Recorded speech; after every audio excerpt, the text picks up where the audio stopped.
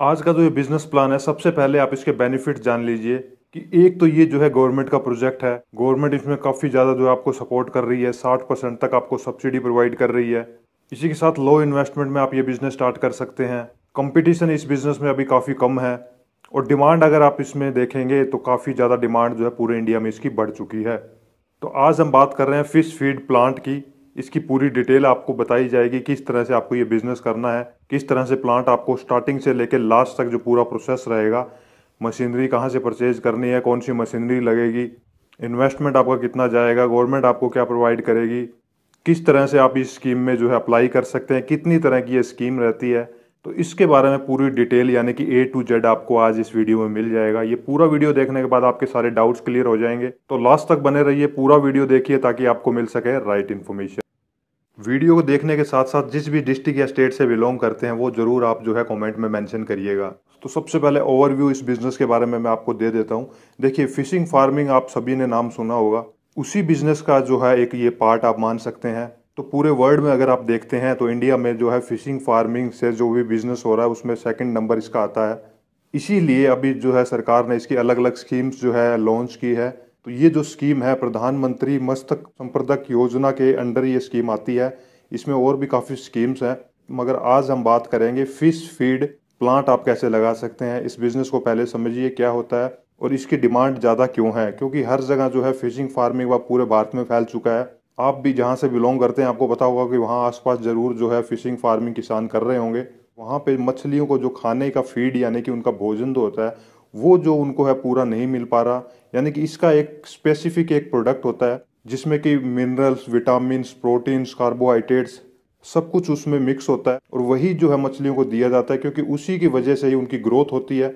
मगर फीड के प्लांट काफ़ी कम है, उसकी वजह से लोगों को दूसरे स्टेट से या तो लेके आना पड़ता है या फिर वो ये वहीं से ही जो भी उनको मिलता है वो मछलियों को दे देते हैं, मगर उनकी इनकम उससे हाफ हो जाती है। इसीलिए गवर्नमेंट इसमें सपोर्ट कर रही है कि ज़्यादा से ज़्यादा फिश फीड प्लांट जो है लगाए जाएं। तो आप भी उसमें जो है पार्टिसिपेट लेके ये बिजनेस स्टार्ट कर सकते हैं। तो सबसे पहले जानते हैं कि इस स्कीम में, इस बिजनेस में जो है कौन अप्लाई कर सकता है। तो देखिए, इसकी जो है बिल्कुल सिंपल कंडीशन है कि आप जो है इंडियन सिटीजन होनी चाहिए, उम्र जो है आपकी 20 साल से ज़्यादा होनी चाहिए और आप चाहे मैन है या वुमेन, आप दोनों हैं जो इसमें अप्लाई कर सकते हैं। अब बात करते हैं कि ये बिजनेस करने के लिए आपके पास कितनी स्पेस की जो है रिक्वायरमेंट्स रहेगी। तो इसमें जो है मिनिमम जो है आपके पास 1000 स्क्वायर फीट जो है स्पेस होनी चाहिए जिसमें आप ये प्लांट लगा सकते हैं। इसमें अलग अलग कैटेगरीज है वो आपको बताई जाएगी आगे।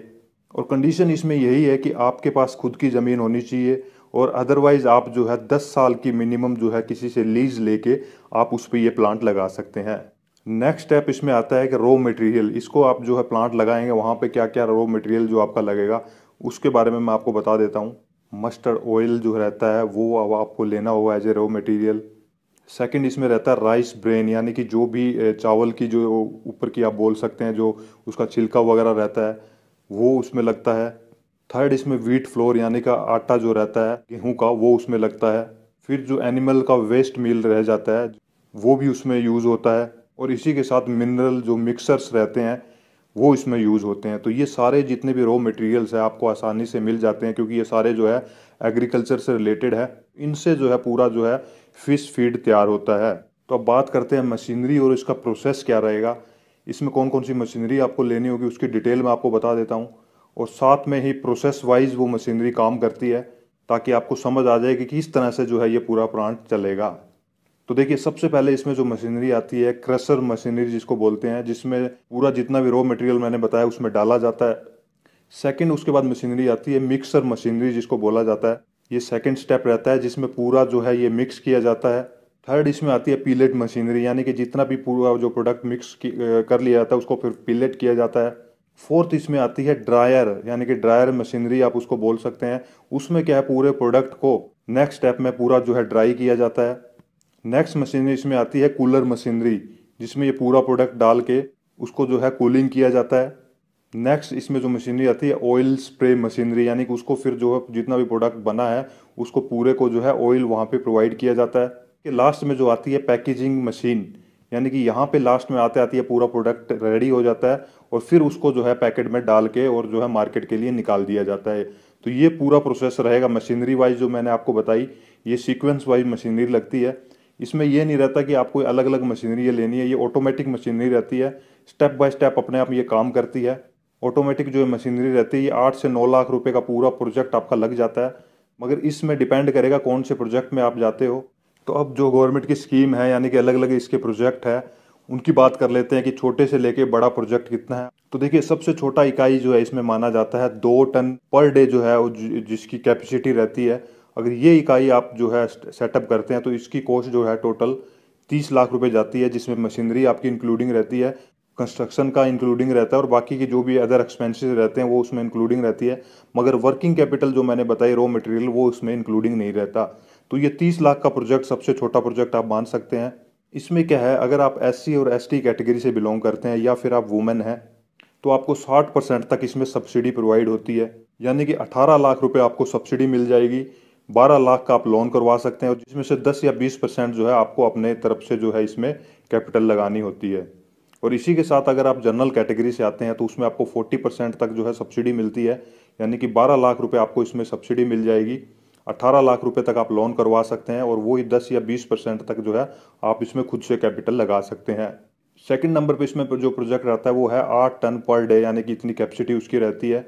इसकी जो है कॉस्ट जो जाती है 1 करोड़ रुपए तक जाती है, जिसमें वो सेम रहेगा। अगर आप SC ST या वुमेन कैटेगरी से है तो 60% आपको सब्सिडी मिलेगी, यानी कि 60 लाख रुपए तक जो है सब्सिडी मिल जाएगी, और 40 लाख रुपए तक आपका जो है उसमें लोन हो जाएगा। इसी तरह जनरल कैटेगरी में आपको जो है 40 लाख तक इसमें सब्सिडी मिलेगी, और 60 लाख रुपए तक आपको इसमें जो है लोन प्रोवाइड होता है। और इससे भी बड़ा अगर आप प्रोजेक्ट लगाते हैं तो उसका जो कॉस्ट आएगा, उसमें जो पर डे कैपेसिटी आपकी रहेगी वो जो है 20 टन पर डे की कैपेसिटी रहेगी, और इसका जो टोटल कॉस्ट आएगा वो जो है 2 करोड़ रुपए आएगा। और इसमें अगर आप सब्सिडी देखेंगे SC ST या वुमेन अगर आप हैं तो आपको जो है 60% यानी कि 1 करोड़ 20 लाख तक आपको सब्सिडी मिल जाएगी। और इसी के साथ अगर आप ओपन कैटेगरी से बिलोंग करते हैं तो यहाँ पे जो है 80 लाख रुपए आपको जो है सब्सिडी यहाँ मिल जाती है, बाकी का आप लोन करवा सकते हैं। और इससे भी बड़ा अगर आप प्रोजेक्ट लगाना चाहते हैं तो वो आता है 100 टन पर डे का प्रोडक्शन रहेगा, और इसकी अगर आप कॉस्ट देखेंगे तो 6 करोड़ रुपए आती है। और इसमें अगर आप सब्सिडी देखेंगे SC ST या फिर वुमेन है तो आप 60% देखेंगे तो 3 करोड़ 60 लाख तक आपको सब्सिडी मिल जाती है। और इसी के साथ अगर आप ओपन कैटेगरी से बिलोंग करते हैं तो यहाँ पे जो है आपको 2 करोड़ 40 लाख सब्सिडी मिल सकती है।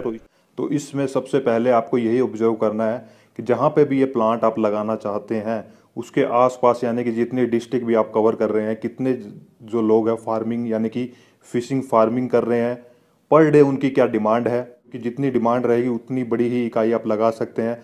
अगर डिमांड कम है और इकाई आपने बड़ी लगा ली तो उसमें आपको जो है नुकसान हो सकता है। तो ये जो है आपको पहले इसके लिए कि पूरा जो है प्रोजेक्ट रिपोर्ट बनाना होगा, जो काफ़ी इंपॉर्टेंट इसमें रहती है। तो बात कर लेते हैं कि इस स्कीम में आप किस तरह से अप्लाई कर सकते हैं और किस तरह से जो है आप ये बिज़नेस स्टार्ट कर सकते हैं। तो देखिए, ये स्कीम जैसा कि मैं आपको बता चुका हूँ, PMMSY, इसका लिंक भी मैंने डिस्क्रिप्शन में डाल दिया, वहाँ से आप देख सकते हैं, अलग अलग स्कीम्स रहेंगी। मगर अप्लाई करने के लिए क्या है कि आप जो आपके जो भी जिस भी डिस्ट्रिक्ट या स्टेट से आप बिलोंग करते हैं, वहाँ पे जो फिशिंग डिपार्टमेंट रहेगा, यानी कि मत्स्य डिपार्टमेंट जो रहेगा, वहाँ पे जाके जो है आपको पूरी गाइडेंस दी जाएगी, क्योंकि इसमें भी अलग अलग स्टेट एंड डिस्ट्रिक्ट का अलग अलग रूल्स एंड रेगुलेशंस रहता है। उसमें अलग अलग तरह से एप्लीकेशंस लिए जाते हैं एरिया वाइज, हर महीने 6 महीने में अलग अलग कोटेशंस निकलती है। तो ये पूरा प्रोसेस आपको वहाँ पे डिपार्टमेंट्स में बता दिया जाएगा कि किस तरह से आपको जो है इसमें अप्लाई करना है, और ये जो है प्रोजेक्ट आप लगा सकते हैं।